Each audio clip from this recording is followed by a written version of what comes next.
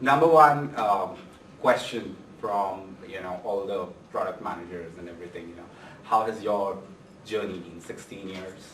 Sure. So how did you went on to? So you were always a product manager. You always wanted to be a product manager. How did you you reach Chief Products Officer MakeMyTrip? Sure. So first, thanks for having me over and inviting me. And I know Vikram is very passionate about the Scrum community, about Agile. I was just telling one of my product managers, just as I was coming over here, he's probably the most persistent person I know in the recent past. So he's been wanting to have me participate in an event like this for at least 6 months, if not longer. And he's just very, very persistent, very gentle, and yet very, persuasive. So I'm here. I'm really glad I'm here. And so in terms of my journey, I actually started out as an engineer. My entire background, my training, everything is in computer science and engineering. So up until probably 2005, I was only in engineering roles. So I was at IBM Research, IBM Mountain Research in the Bay Area. Then I was in the product group there. I used to run a very large engineering organization. I also had product managers working for me, but I was not directly a practicing product manager myself. So, so I went to the dark side in 2005, I think, or 2006, in terms of becoming a product manager, having been in engineering forever. And that was mostly with Google. And I started in Mountain View in California, but then moved to Bangalore. And so that was, it wasn't some huge great plan I had from, when, I was graduating or whatever, that I want to be a product manager. I was very, very passionate from the beginning about end-to-end ownership. So that I was very clear about. And given that your topic is about, product management and product ownership, so that I was very clear about. I wanted to have end-to-end impact. I didn't just want to build the code and get it out there and then, hope and pray for the best. I actually wanted to get it into the field. I wanted to go on, this is IBM, I wanted to go on sales calls. I wanted to do technical sales. I wanted to deal with the crit sets and the, P0s and T1s or SEV0s and SEV1s. And I wanted to have business impact. I wanted to have P&L responsibility. So it was, in that sense, a sort of growing path out there. So I think Google and MakeMyTrip have been only product management, although right now it so happens that I'm also acting as a sort of CTO for MakeMyTrip. Our CTO had left recently. So anyway, so that's in a nutshell. So engineering guy by background, love products, love being on the enterprise side, or being on the consumer side. And I can't say it was by some great design. It was just passion for doing stuff end to end that sort of got me into this position and into this area. Yeah. Okay. So before we structured this talk, I had some product managers on my LinkedIn list send me questions for you, and the number one question, which everybody had on their list was, what does it take to crack a product manager interview at MakeMyTrip? And I have that question. Actually, my uncle in the audience, I said, I've seen you somewhere. He's like, yeah, last round, MakeMyTrip. So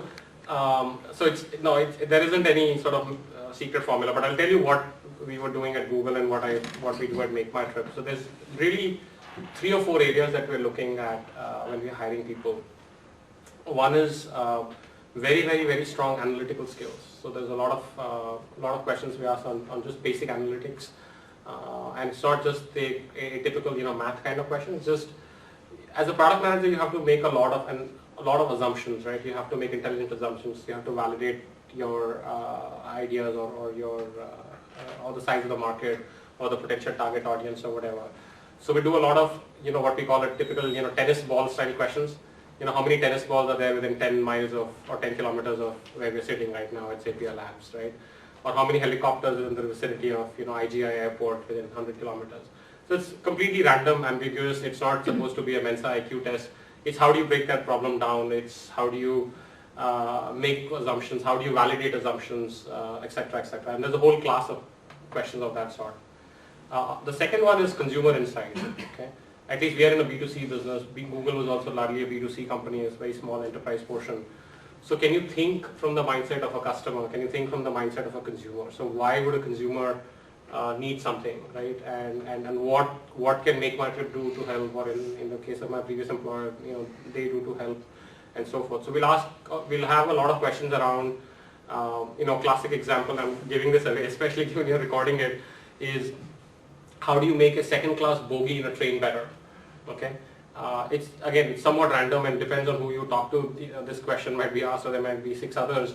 Again, the concept is, can you get into the mindset of someone who's traveling in a second-class, railway compartment in India, and imagining what the challenges would be, and what would you, if you were the product manager of the second-class bogie, what would you do differently? So that's customer insight.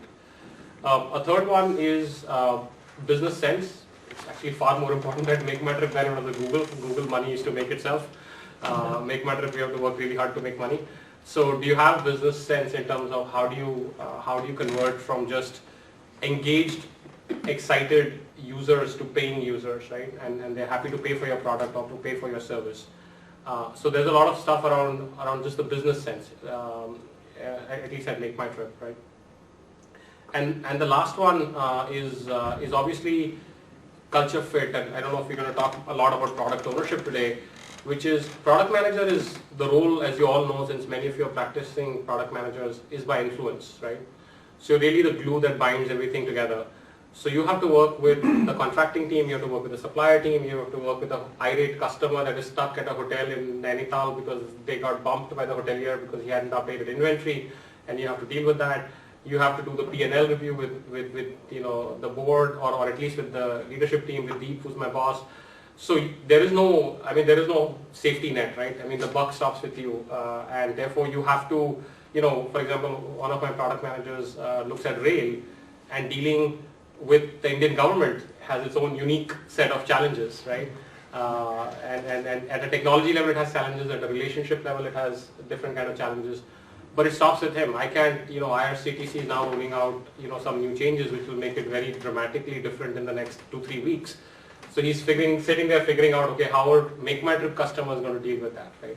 So what's the culture fit? So the culture fit is saying you don't stop at glass walls, right? You go and find the solution, you go talk to the right people, you get pushed back, you push back again, certain lines of business at MakeMyTrip may not have the highest priority, but you are the champion for that thing. So you're saying, man, MakeMyTrip rail customer should be happiest during this transition that's going to happen in the next 3 weeks compared to any other product, compared to even IRCTC itself, saying we will progressively and aggressively communicate, we will put communication banners, we'll use social media, we'll use other stuff. So at least the customer then has passion for MakeMyTrip as the way to book rail tickets, not just flights or hotels or holidays. So to summarize, I'd say analytics, customer insight, business savviness, and just being the glue and being a good communicator. Those are the things you look at. The flip side is, you're an amazing individual, and I just met Mayank briefly. It's not a right or a wrong answer at any given time when we're looking at hiring, and it's usually it's a fairly elaborate process. There's at least 5 people you talk to. Sometimes it could be as bad as 8 people, it's not more than 8.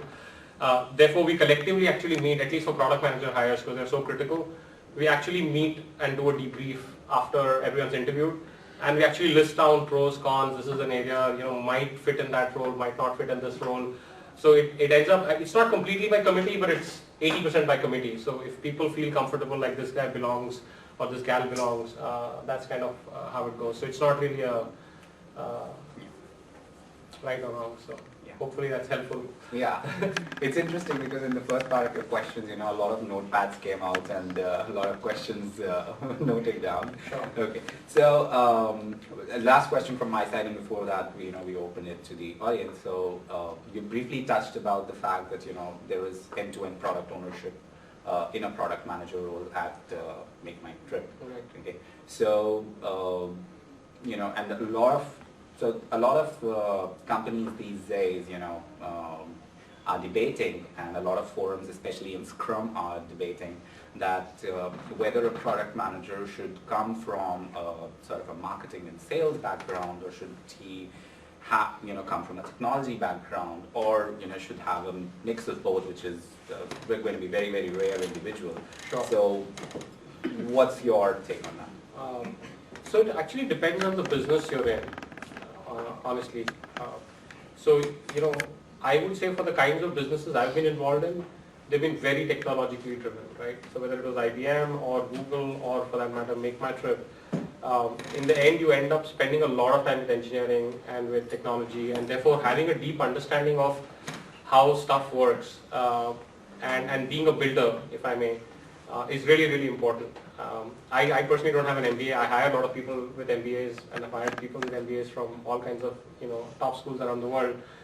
But even with MBAs, when we are hiring, we are looking for people with engineering backgrounds. I didn't mention here, but even at Google and to a lesser degree at MakeMyTrip, we actually make people do coding tests. I mean, not like full-fledged code that will compile and link and you can run or whatever, but it's much more than just hey, what do you know about the web, or what is DNS? It's like, tell me how DNS works, and what if we had to build something for for mobiles for DNS, which is different and is more offline. Like, can you relate to that conversation and connect with me? So I'm very biased. So I'm very engineering and driven, saying if you understand how technology is and how it works, and if you're a builder of systems, then you could be a great product manager. And then therefore we'll look to see if you have that sense about customers, and you have a sense about business, and you have a sense about other things. And you can learn that, at least I have a belief you can learn that on the job. Now you could have a very different kind of a business where it could be very, let's say, sales driven, right? So if it's, let's say, enterprise sales for something that is, more or less a commodity offering, then maybe somebody who's very good with sales, business development, relationships, communication, marketing, lead generation, etc., might just as well fit the bill of a product manager. So I think at least my bias is very much on the engineering side. I think you mentioned two things, right? One is sales, marketing.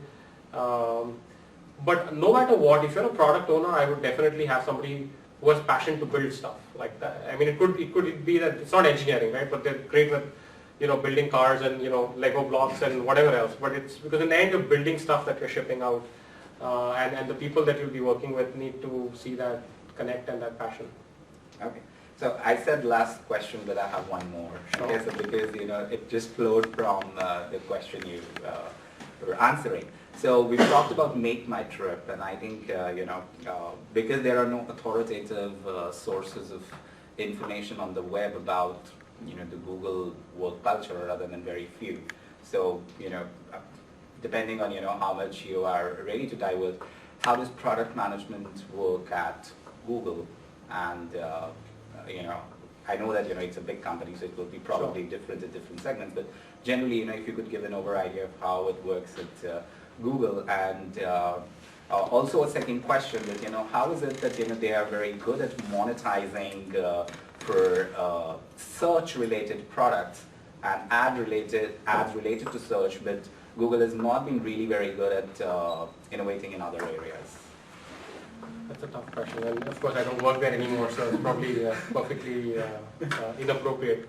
But so on the Google product management and Google versus MakeMyTrip, I actually gave a talk on this about a year and a half ago. So you should look up, if you're interested, you should look up SlideShare just by my name or my Twitter handle, Amit Somani, and you'll find that.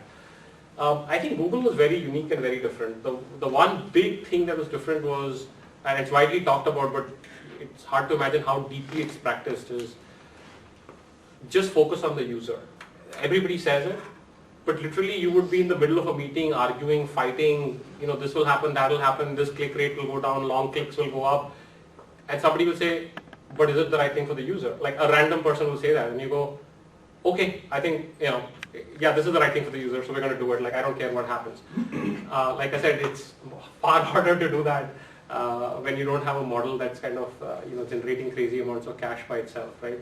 So one was, there was obsession about user focus.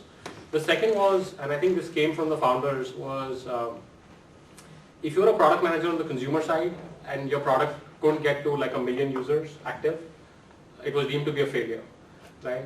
So therefore, and Larry Page, who's now the CEO but used to be the head of products, would always say think big. So when we'd go talk about the India business to him, he'd be like 40, 50 million internet users, like, this is not really a good use of my time. I mean, in jest, when you have 500 million internet users, or you figure out how to get to 500 million internet users, and Google is a part of how you get to 500 million internet users, then I will be there and I will be like getting deep into the product strategy, and I'll be challenging and I'll be pushing you.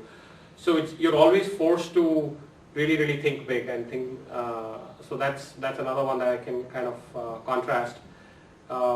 The engineering teams are very small. The Google infrastructure is crazy good. I mean, obviously can't talk about it, but the infrastructure, I mean, a team of 8 or 10 people can do crazy amounts of things at Google because you grossly underestimate how much infrastructure. It's not just open source, right? Google had a very not invented here kind of problems syndrome. So they would do everything themselves. Like people were building hard drives themselves. People were like writing device drivers. People were doing crazy things. But all of that was accessible to the rest of the company. So therefore, you got to access that. So I think there is many different things. There is but I think at least a lot of my own beliefs about B2C product management I kind of learned at Google. So many of those are common now to MakeMyTrip in sense of being data driven, looking at analytics, looking at even numbers hourly, looking at funnel metrics very carefully, doing A/B testing, multivariate testing, could go on and on. But at the net, at Google, the big mantra was, like I said, is the user winning? Are you doing things that will make the user excited, happy? Can you get to millions, if not tens of millions of users? And part two of your question on the monetization, actually it was a weird company, like 90+% of the company was not looking at monetization. And in fact, you were encouraged not to look at monetization. The ads group, I think, is doing pretty well. They did $30 billion of revenue last year. So not very many companies have done $30 billion in revenue in 10 years. So I think they're doing okay.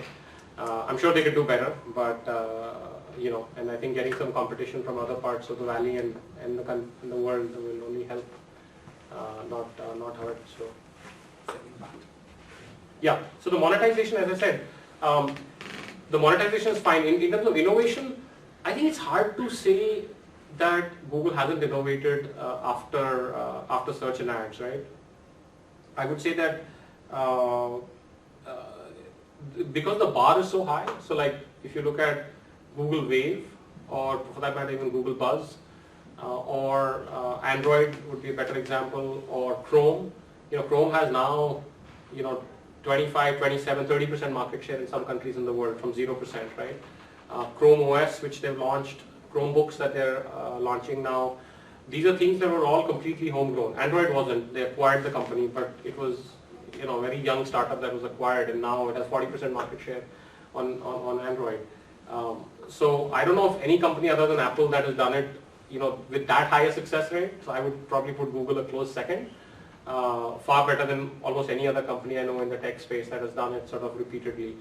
The challenge, like I said, was because search, I don't know the numbers now, but because search has like 1 billion users, yeah. And you say you launch a product, like I would love to launch a product in India at MakeMyTrip, which gets 1 million new users for MakeMyTrip. Like I'd be like a hero, like wow man, like this guy thought of this brilliant idea, and look, a year later there's 1 million. That was deemed to be a failure, right? I mean, if you had 5 or 6 million, you would still be like, are we really sure we want to do this, or should we shut this down? But the point is, maybe you let that go along. Maybe there is some exponential thing that happens 2, 3, 5 years later and it becomes 50 million users. But the appetite for pruning stuff was it was very Darwinian actually, in the sense that, and you guys would have all heard about this, no project was funded like by God or whatever. Like you would fund by convincing other people to join your project, and by success metrics. You start with the very famous 20%. So you say, oh, I have this awesome thing and blah, blah, blah, and traffic is growing and I need like 2 engineers, and you go pitch 2 people saying, hey, you want to work on this? This is really cool. We're going to do this, that. And then that person starts donating 20% of their time, and then somebody else, and then that person goes to their manager and says, like, I want to completely move to this other project.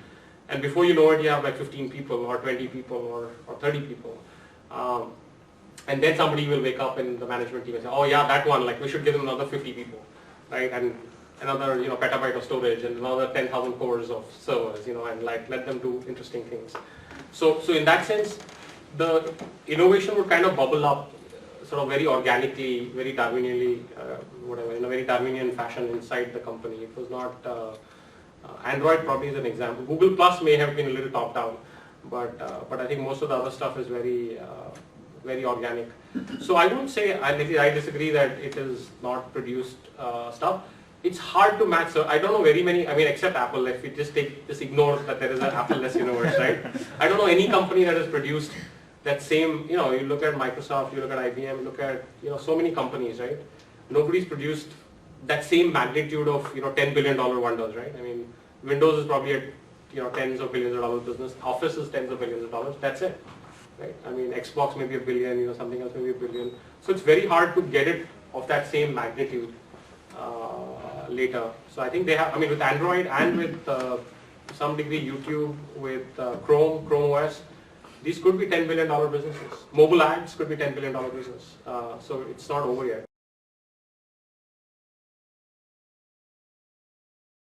A lot of people, they are told to do their jobs, 9 to 5, finish this, targets. Where do you see this? Yeah, absolutely. I think you're spot on. And I think it's more than companies. I think even academia. How many people do you know in this room that have PhDs, right, in any topic? Show of hands.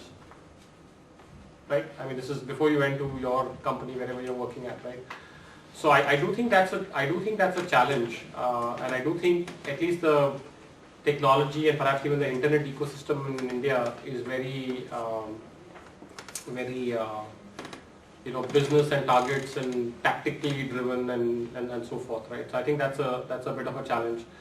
But that said, I think it has never been easier to do a YouTube or a Salesforce.com or the next tweet deck from Indiranagar in Bangalore or Sector 30 in Gurgaon, right? I mean, it's just really nobody's stopping anybody from saying, like TweetDeck. How many of you use TweetDeck or have heard about it, right? You know how many people did that? Take a guess. How many people have 3? How many? Yeah, it's actually, I thought it was 2, but 3, right? 50 million users, right? When they sold to Twitter. Just two dudes out in the UK actually, so not even like sitting next to Twitter in San Francisco or anything. This is just sitting somewhere else and saying, this makes sense, I'm going to do it and do it. I was just reading about an interesting mobile app this morning, I think called Summly, Summly, 16-year-old teenager in the UK who basically said, I can take any web content and summarize it for your mobile phone. So his app basically you point it to any page and actually does NLP and some summarization and delivers it. So to your bigger question, I definitely think there's a culture in the Google or Apple of letting you experiment, letting you innovate, letting you try things, going off the beaten path, and it is wildly encouraged. I mean, it is, I don't know about Apple, but certainly at Google, it was the 20%. There's a little myth to the 20%, it was more like 120% instead of 20%, like you do your job and then you do this 20%, or depending on who you were, maybe it was 110%, but it was still there. So the idea was that you could just take something totally random, not related to what you're doing, and say, I'm going to go work on, the whole natural language translation stuff, Google Translations, was done on a 20% project, right? One of the projects I worked on was done as a 20% project. It actually went on to win the Google Founders Award, which has only been given 7 times in the history of Google. And it was done in Bangalore. It was started in Bangalore actually. There were 12 people on the project, 11 were in Bangalore. The principal, the brains behind it, was in the valley. And he was actually visiting Bangalore for a sabbatical for a year. So he started it then. But that whole team was 12 people. And after Google Chrome, I think it won the Founders Award. Sadly, after I left Google, so I didn't get to party. But anyway, so I do think there's a culture, and I don't think there's any reason to kind of stop it, but it's, I think most of you, if you're in product, you don't have that much influence over engineering to say, can I take 2 engineers and have them play around with me on some interesting idea. Like that doesn't happen that easily. But we have to do it, like if we want to build product companies, there's no other way. What stops us in trying this out at MakeMyTrip? No, like you said, it's we have a joke. We are QSQT. All of you are hopefully old enough to at least know what that was, right? Amir Khan's movie. Yeah. It's not really that. For us, we went public like 14 months ago. It's quarter se quarter tak. So we've become even more quarterly business focused, driven, etc. So it's just very, very. But we are trying that. In fact, Jagmeet here used to be on all the projects before he left, where we are making that effort. But it's hard to transform the DNA.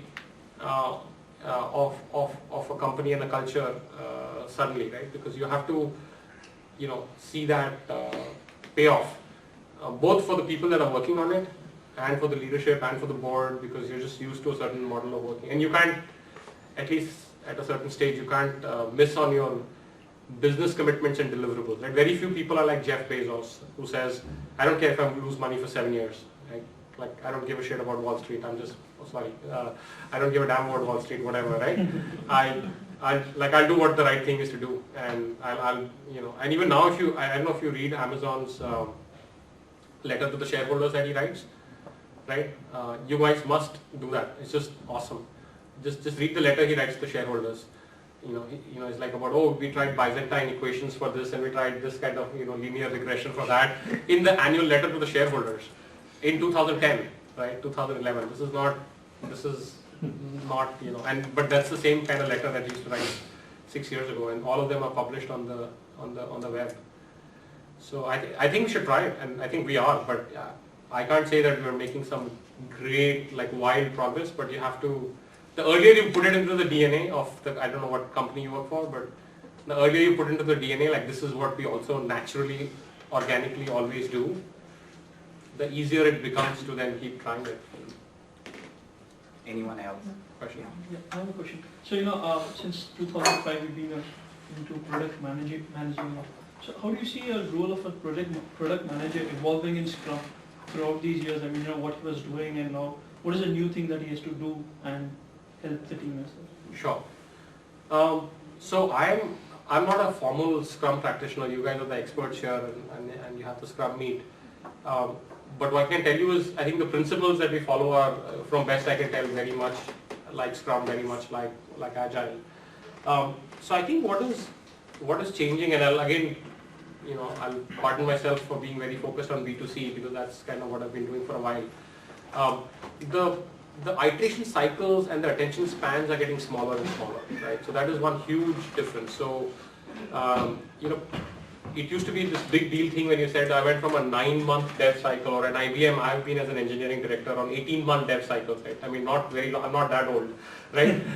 And you go, how did we do that? Like, what was that, right? You say, I will launch in 40 countries in 18 languages, and figs and blah, and it'll ship on 18th August 2013. I'll be like, what? Like, how do you?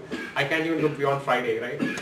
So the cycles are getting smaller and smaller. So how do you do meaningful, interesting, innovative stuff in smaller cycles? Like, that's the challenge that you have to figure out, because for product folks also, they have to communicate and get people inspired and so on. So if I just tell you, hey, can we go change this widget in this way, and let's just do this, you'd be, as an engineer, you'd be like, I don't want to work with this guy. He comes up with these random, like, what's the big inspiring vision, and then how do I break it down into smaller chunks? So that's one.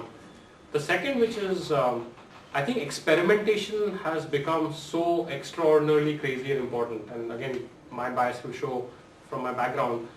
So data-driven experimentation is so important that it's no longer about just pure intuition, right? You can have intuition and you could be a genius and you could be, Steve Jobs or whatever. But in the end, a lot of really awesome products are being shipped by a combination of intuition, quick prototyping, validation with real world, real data at the, at the umpteenth level, and then creating, V2 of the product. Now, whether you call it MVP or you call it, some other, jargon or process or whatever, I don't know. But at the end of the tunnel is basically, how do I tell with, significant confidence that, okay, I can scale this up from 100,000 users to 1 million, or 1 million to 10 million, or 10 million to 100 million, or whatever it is, right? From X transactions to Y, or Y to Z. So I think experimentation and the role of experimentation has become very important. The third, which I don't see practiced that much, but is really important, is I'm a big fan of two sides, Mashable and programmable web. So the amount of open source stuff and API stuff that is available, I mean packaged stuff that's available through APIs, is crazy, awesome, like mind-blowing. Like, I wish I was in college now and not in this thing, because what you could do now with all this stuff, right, is phenomenal. So while you could argue that's the responsibility of engineering at some level, it's not really, because if you're a product guy, you can actually say, hey, not only do I want to do this awesome, interesting, exciting thing, but here are a few things I saw that could kind of make it possible, right, for us to do it. Like, have you looked at it? And you couldn't do that, right? There was, many of these things didn't, just go to programmable web and stuff that exists now, it's just unfathomable, right? So I think again that's kind of playing a role. What else? I mean these are a few things that come kind of on the top of my mind. Yeah. Any other questions? Yeah. Yeah, please. Okay, Kavita. Hi. So when I think about MakeMyTrip, I see a complete, product side of it as well as service side of it. So how well are these two integrated, and if they are integrated? If not, then why? Great question. So there are two parts of it, right? So let's do the sales part and then the post-sales part. On the sales part, largely the focus is for stuff that is self-serve, online, done, etc. So for example, if you buy an air ticket or you make a hotel room reservation or whatever, as much as possible you want no human interaction. Excuse me. As much as possible you want no human interaction. So even if you want to change your flight, reschedule it, cancel the hotel room, and get a refund, whatever, we want all of that to be self-serve online, and that's what we have, and that's what we keep striving and building, and we have metrics. Even then a customer will call saying, oh, this hotel, whatever, right? So that's one part. Then there is certain kinds of businesses which don't lend themselves well to online selling. So a great example is holidays. So you want to plan a package to Kuala Lumpur and Genting, or to Bangkok, or even to Manali, or to Munnar and Kumaragam in Kerala. You'll have all kinds of questions. Can I go when my mom is with me? Is there vegetarian meals? What will the transportation be? Is this thing open at night? What have you, right? There's a lot of complexity in that, or certain people will not want to go on this option but want that option, and so on and so forth. So for that, there's a separate process and a team that takes care of online, call center based selling, or we even have retail offices, franchisee offices where you can do.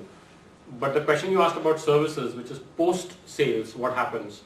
So there's a post sales service team. We do have a call center. We are happy. We want to solve the customer's problem. Ideally online, if not, then through the call center, email. We even pick up stuff from Twitter, and we respond to customers and solve problems if they're having any. So what we do really is we have very strong metrics on the post-sales side, tying back to this community. So product managers not only have revenue responsibility, they also have responsibility for post-sales metrics. A simple metric could be number of calls per online transaction, right? So for example, let's say I'm doing 1,000 transactions of some product per day. I will say how many calls did I get for that product of any sort. It could be 28 calls, it could be 280 calls. 280 being really bad, 28 being pretty good, right? And then you will look at call drivers. Why are people calling? What is not right? Was the product not clear? Was something else that they wanted to do that not clear? So that's one metric that a product manager is also accountable for.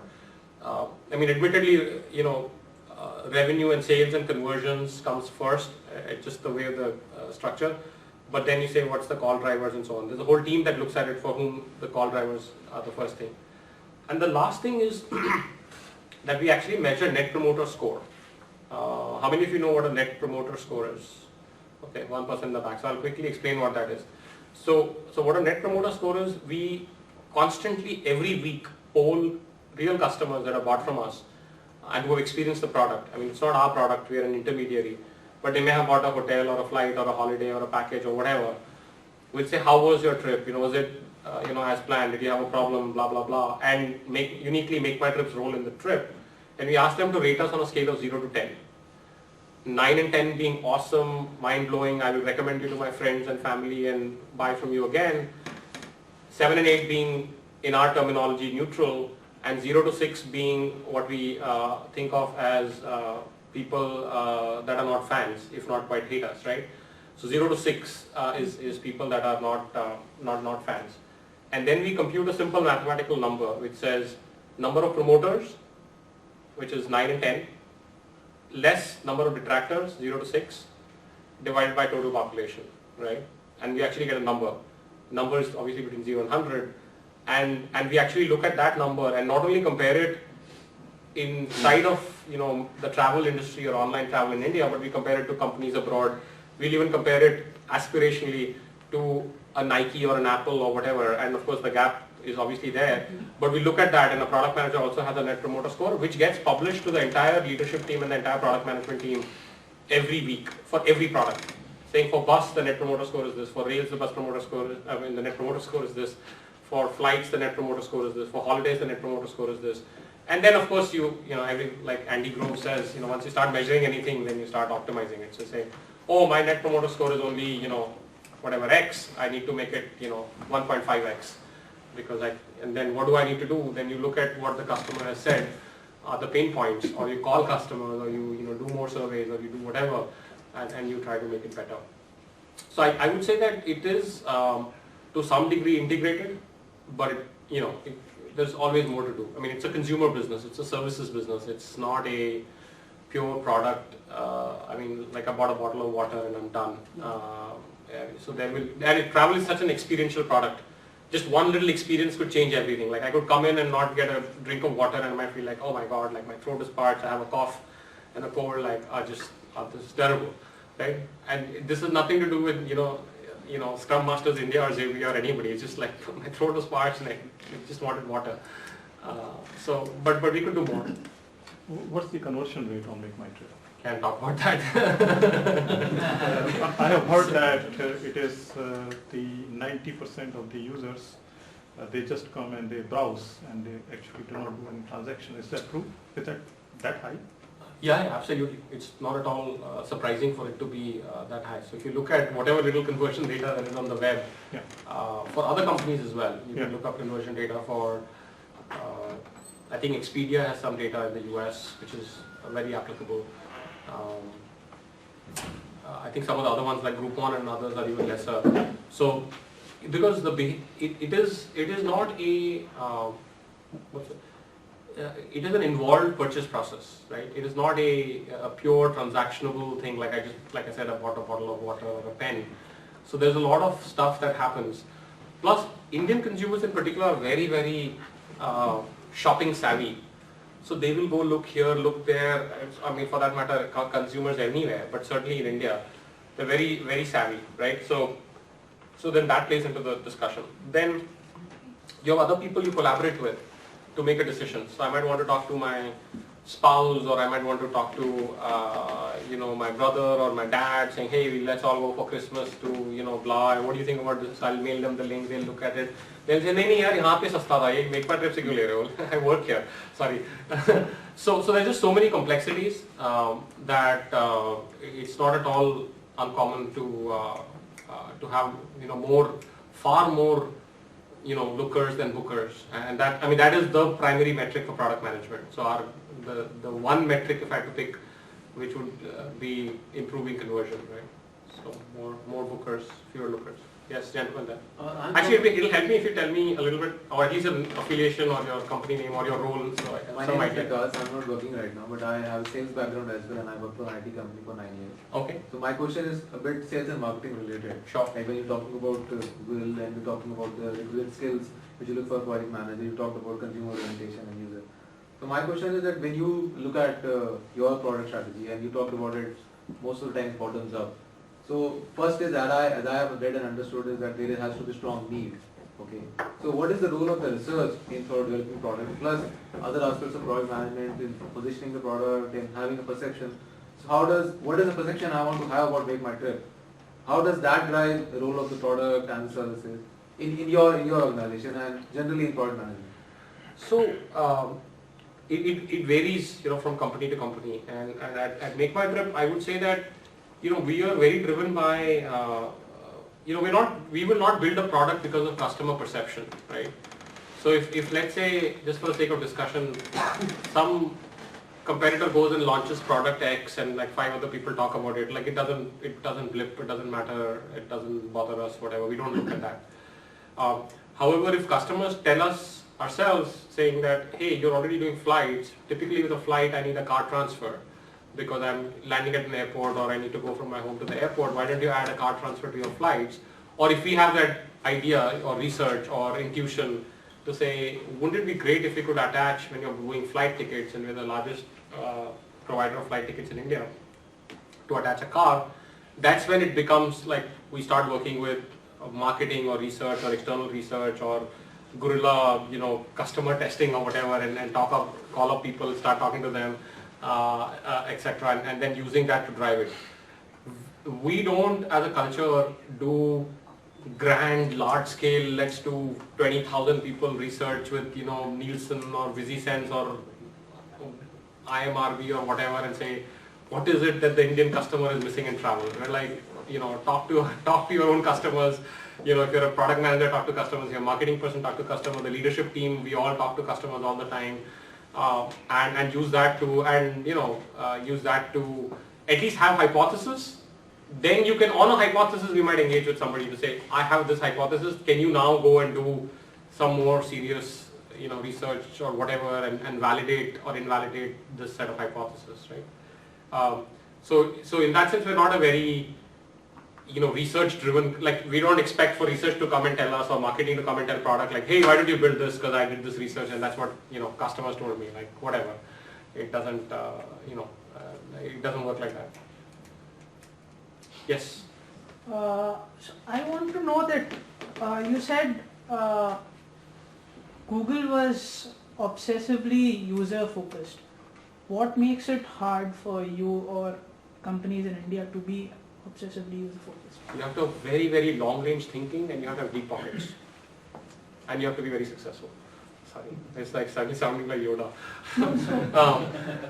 So the thing is, even Jeff Bezos, I'm actually a big fan of Jeff Bezos. You have to say that it doesn't, like, it will not matter if like at Google, it was literally like I could work on this product for 5 years and it didn't make any money, right? And that's totally cool.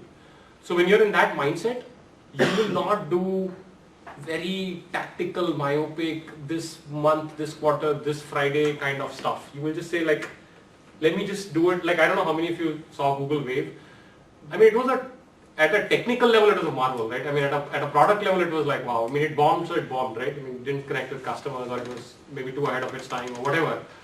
But, I mean, I know what that team went through. It was completely based out of Australia and Sydney. And I met with them a couple of times. 50 people, just laser focused, 2 years. And what, like, you could never conceive of that kind of thing in a larger enterprise without that level of isolation. I mean, literally, it was intentional that they were in Sydney and not in even Mountain View. And in fact, it was like there was a rule that nobody except like 3 people or 5 people could talk to them for 2 years. Like you couldn't even talk to, like Android was like that for 2 years. So Andy Rubin, who's the head of Android, he would take only Larry and Sergey and Eric can talk to me. Like nobody else can talk to me. Like literally, like I'm just going to do what I need to do and what's the right thing to do. So you have to have long-range thinking. I think the gentleman there made the comment about research, right? Just have to have a culture of research because you can't just like come up with, here's a great idea. If you just give me 20 engineers for 7 years, I will make the iPad. Because then like the VCs would be all like worth hundreds of billions of dollars, right? Which they're not. So I think it's just a question of just the mindset changing to long-range thinking, to experimenting, to perhaps failing more often. I still see a huge, I mean it's changing, but I still see a huge stigma of failure out here, right?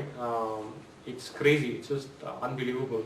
Whereas there people wear it, like a badge of honor, right? At least in the Valley, people wear it as I mean not necessarily at a particular company, but in the Valley people are like, oh, I've been at 3 failed startups, like that's what I do.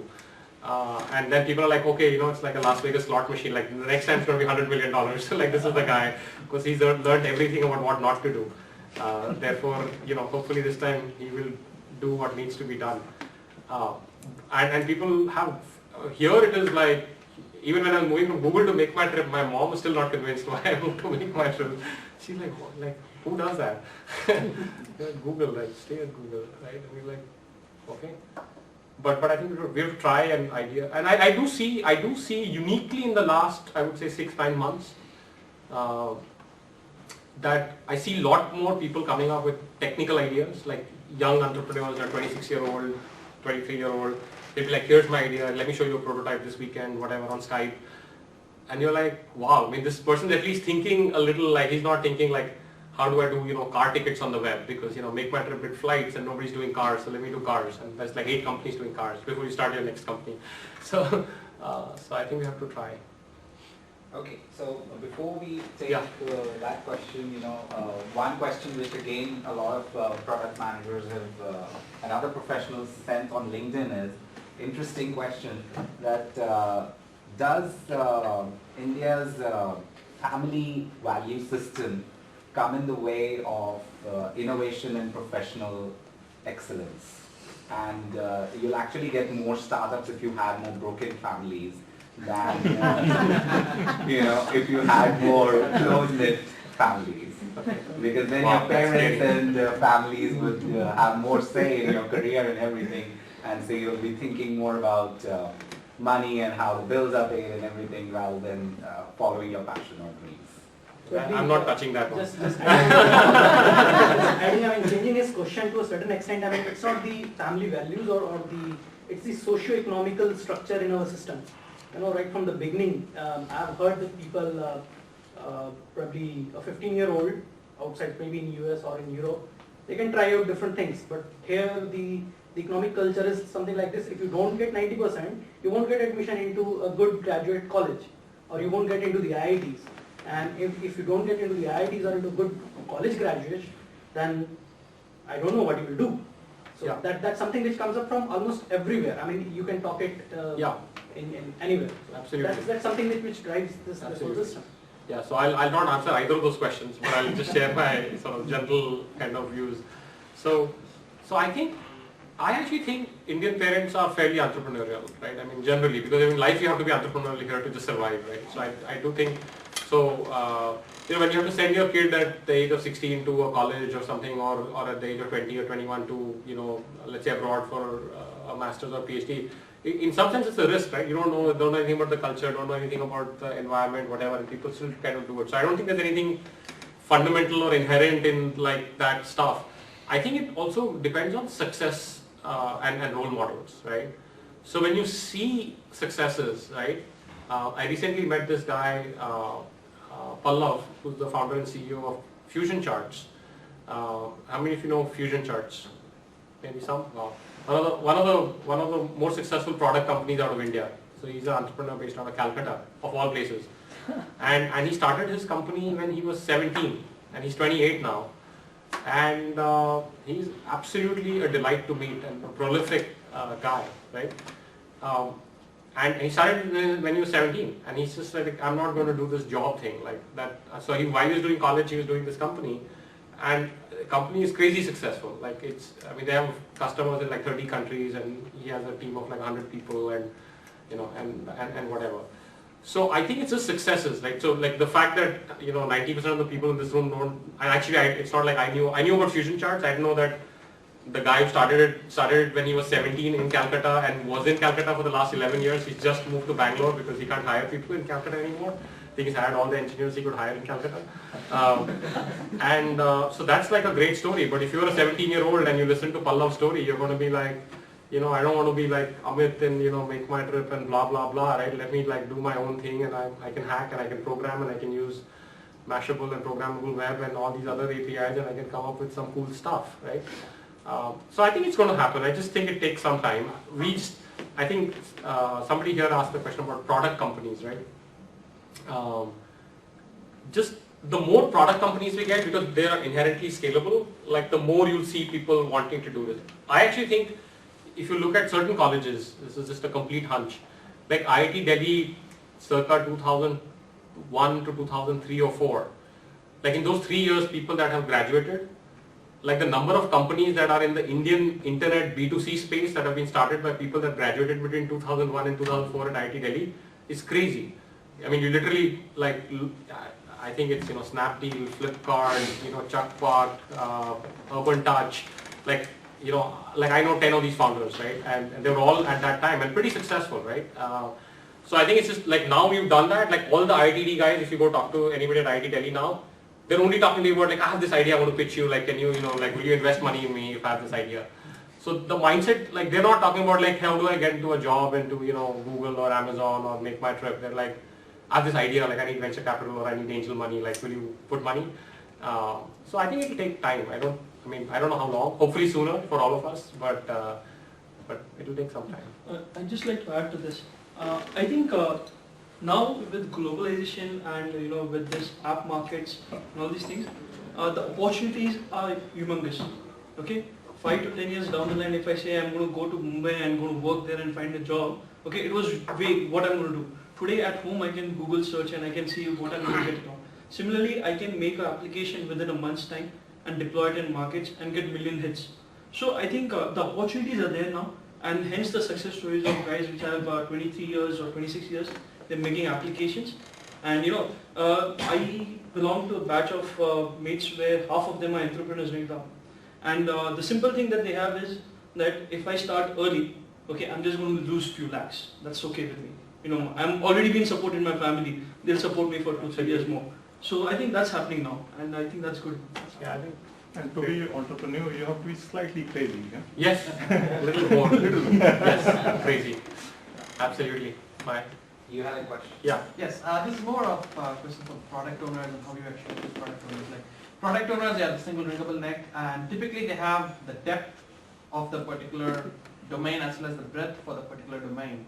So considering that like you are in a travel domain, so how would you actually kind of balance it? Because most of them need not really be coming from a travel domain. Like they don't really know about supplier relationships, managing GDS, EMS, any of those things. Sure. So, I mean, if he doesn't have that domain, so where will you kind of see it? How would you trade off? Or what are the different features which you would probably trade off when you're kind of looking for product? So, I can tell you about how it works at MakeMyTrip. So we don't look for people with travel backgrounds.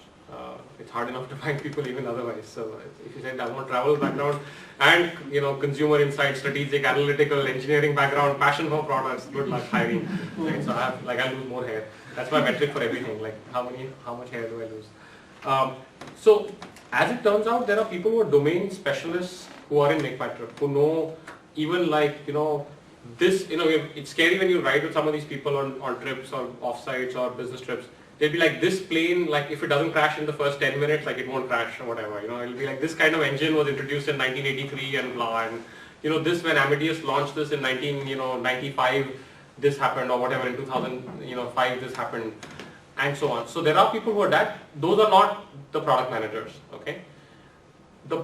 So you work with these people, right? So I don't know jack about GDS or whatever. So I mean, after going to MakeMyTrip is when I started getting exposed. And I took a tutorial for a day, and I actually sat in a class, and at least to get the basics. I still can't go online and change my PNR using the the green screen mainframe and all that stuff. I can't do it. So like it's okay. But my colleague and co-founder K.U. Joshi, who's one of the co-founders of MakeMyTrip, he can go log in, he can change itineraries, go back and forth, rescue people from Munich in the middle of the night, like by waking up at 2 a.m.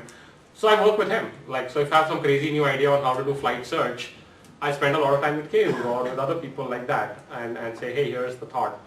The challenge that happens that I see is if the product managers are not willing to learn about the domain, right? At least to get a pass grade. That is a big challenge. Like if you say, oh, it's beneath my dignity to go log in on a mainframe green screen and learn stupid commands like FXR and FXN and slash this and reverse slash that, because that's what a travel agent does. Like that's actually a bad thing. But most people, I mean, when that kind of gets vetted in the hiring process, don't have those issues. So they'll go deep and they'll try to understand. But you don't have to be a travel specialist because there's enough to figure out from product, customer, technology, business, marketing, SEO, SEM, branding, like it's a crazy amount of stuff. That there's a contracting team, there's a supplier team, there's domain experts. You go to them and say, hey, look, can you explain to me how this works? And that's how you pick up stuff. Any more questions we have? Do you have any idea about growing up product managers in the company? Because see here in the country or the company, in any organization or both, for example. Because I'm not very clear about it. Because sometimes I find that UX guys can be very good product managers. Sometimes I see that testing guys can be very good product managers, and sometimes developers. So whom do you think is the right group to be targeted to become a good product manager? Sure. So I actually think it really comes down to, I think you said this earlier, it comes down to passion, it comes down to common sense, it comes down to being able to think on your feet, it comes down to awesome, amazing, clear, articulate communication. It comes down to not taking no for an answer. So it's just the traits. Like I've actually hired engineers into product manager, UX people into product manager, even once, rarely, I think the question you asked, a marketing person into product manager, whatever. The core things are what, like at least my beliefs are, the core things are what I said earlier. You have passion for building stuff, right? Not PowerPoint. You have passion for, understanding about customers. If you have passion for, being data driven. If you have passion for, working with engineers, right? If you have all those traits, then it depends on the product and the company. So for example, at MakeMyTrip, your business sense is very important, just the kind of business. But at Google, we would never look for business sense. Like I couldn't care less what your business sense is. If you're great with, customers and with product ideas and with engineers, like you could be a phenomenal rocking product manager at Google. But at MakeMyTrip, you might fail like in 2 quarters, right? Because in the end, like you have a P&L and you have to deliver on that, and so you're like, oh, oops. But this is a great product, people love it, it has a great net promoter score, like okay, but whatever. So so I think it could be anybody. I think it could be somebody from testing, somebody from QA, I mean whatever, user experience. We've actually, the most unique example, but on hindsight, not so brilliantly insightful, was a customer service agent, right? We took a customer service person and converted them into a product manager, not at MakeMyTrip, at IBM actually. And she was phenomenal. She was just mind-blowing. She knew exactly, this is an enterprise product, and customers would call her, she would run level 2. And she knew exactly what the problems were with the customers, what the problems were in deployment, etc. And she was an amazing product manager. And so you just, and then on the country part, which I'm passionate about, I think we need to have more forums like this and more communication and more interaction, and like the NASCOM folks do this product conclave every year in Bangalore. That's a good one. We need to do more in NCR. If any of you are interested, let Vikram or me know. We haven't done anything, specifically focusing on product managers, but I would be very happy to at least participate or have MakeMyTrip, participate in some way. So, yeah. Any more questions? My name is Prakhar. I work for Orange Business Services, and I work with product managers to deploy the product from end to end. Orange like telecom? Yeah, France Telecom. Okay, yeah. My question is regarding the product life cycle. If you agree that each product has a shelf life, how do you decide that the product has reached its shelf life, or do we need to innovate it further to have more numbers and more hits? That sounds rhetorical, because I mean, wouldn't you know if it has? I mean,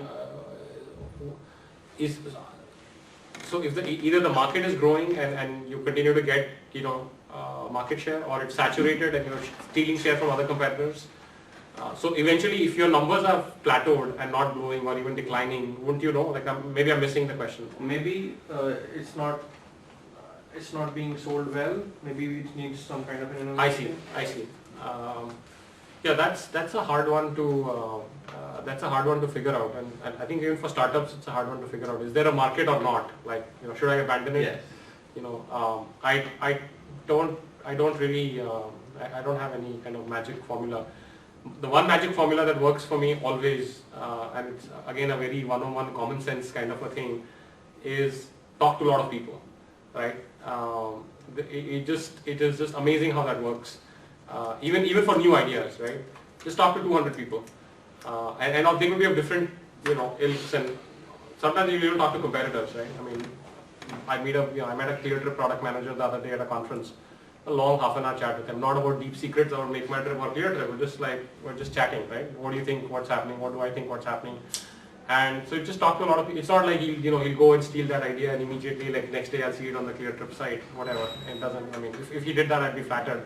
But whatever. So talk to a lot of people, because oftentimes that's another thing that I see from a cultural point of view. Somebody asked the question about culture, right? We tend to think oh my god, like I cannot, like this is so good, like I can't tell anybody about it. Like this is there is not. It's very rarely that good. Like if it's any good, you'll actually have to shove it down people's throats, right? Like at least if you think about 1 million users, like not 20 people. So like if you share it, people will tell you, oh, did you not see this Summly app that I saw that this teenager in UK did like today? I'm like, oh, like my next $100 million idea just went down the tube because some kid in the UK did it. But maybe I'm missing it. Maybe you can reach out to me later. But I think it's just if you have an understanding of what the market is, the sizes, what you're doing, what your competitors are doing, talk to people, you probably have a sense whether it's plateaued and dying or will continue to grow because of innovation or sales or whatever. Maybe Okay. 2 more questions? Yeah. Max? Yeah, 2 more questions we have time If for we to need. have. Okay, so then, from the LinkedIn again. So the specific question is that regarding startups. Typically, when should a startup look at hiring a product manager or a product owner? And is it like, if you find somebody great, bring them on board, or, initially, the product owner, product manager role should be played by, say, CEO or whomsoever, and then, working directly with tech team, and then only when you're, so product manager role really comes in only if you've taken off and, some sort of revenue or traction is happening. So, Yeah. what's it? So like you correctly pointed out, in at least what I see of the startups in India, typically a co-founder is playing the product manager role without explicitly saying it. But they're also the person who's doing sales and the chief janitor and the guy who's buying supplies and all that. So therefore you don't do it justice. So of course I'm biased because being a product manager and all that. I actually think you should hire a person as early as possible, even if it's a quote unquote, it may not be a co-founder level person, maybe a employee, maybe a junior product manager, whatever. You should hire somebody right off the bat because it's like DNA, right? I believe DNA of the company gets created in the first 6 to 9 months, right? So if you don't, create that DNA of saying we will track this kind of metric, that kind of net promoter score, this way to connect with users, this kind of way to do surveys, this kind of way to do this, right from the get-go when you're just, you have to go to the, neighboring shop and buy chai and bring it here and, have the chai in the thermos, then you will eventually, it'll kind of slip. And I find so many companies, without naming names, who are now at the point of sort of like taking off, who are coming saying, oh, like we need to build a product team, like can you help me hire a product manager? Like I've talked to 5 people, but I can't figure it. Like can you interview this guy? And you're like, what are you looking for? What is product management to you? And they have these, surreal utopian notions of like this person will come and make magic happen and, I will just like be golfing on the golf course. And because they haven't practiced it, right? Even though they've been doing the role themselves, they've not really practiced what it is. They've never written a spec in their life and maybe they don't need to write it because there's like 3 engineers and like 2 co-founders and like there's a team of 5. So I'm biased to saying that you should at least hire somebody early, or then the co-founder should say, boss, I'm going to look at product and I'm going to put my head down and I'm going to look at product. Like if you really, like, if I have to do sales calls, if I have to do, marketing stuff or whatever, that's a second job that I'm also going to assume. Like I will do 2 jobs, like 9 to 5 I will do product and then 5 to 9 I'll do whatever, job number 2, and you have to have that discipline right from the get-go. Otherwise I think it just, and I mean it is incredible how many, you could just go through the companies that haven't done it. I wish I could cite you an example of a company that did do a product manager early and is much more successful. I don't know if you guys know or your LinkedIn community knows. You should let me know. Okay. So last question. Yeah. Like all things in the year, it's related to the appraisals.